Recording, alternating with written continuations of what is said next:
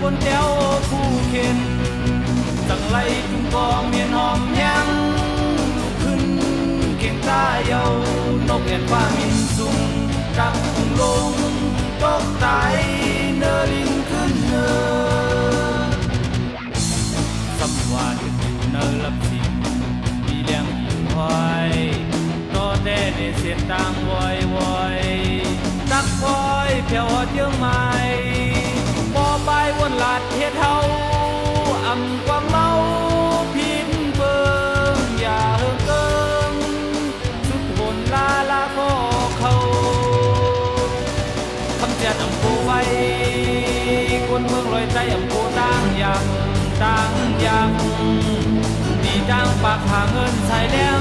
บึดพักผูตาวันเจอพันแห้งเจอผู้ฟังผู้วันเนอ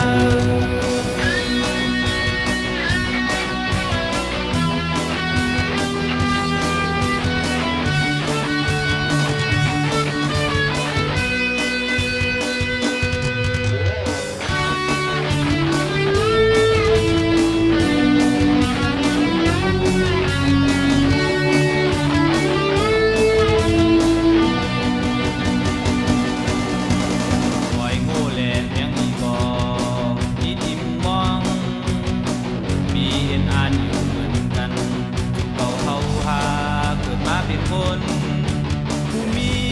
เยื่อใหม่ส่วนเจอเคยรอดแล้วรักไกลปนแก้วผู้เข็นสั่งไล่กลุ่มปอเมียนหอมแห้งลุกขึ้นเคียงตาเยานกแอ่นฟ้ามินสูงตักพุ่งลงตกตายเนลินขึ้นเนอสัมวาดอยู่เนลับสิงมีเลี้ยงหิ่งห้อยต่อแต่ในเสียงดังวอยวอยตักบอยเพียวหอดเยื่อไม้พอไปวนหลาดเฮ็ดเฮาอำกวางเมา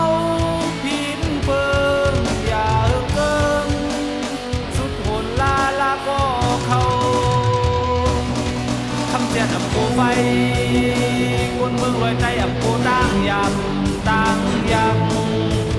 ที่จ้างปากหาเงินสายแล้วพักกูตาวันเจอพันแห้งเจอ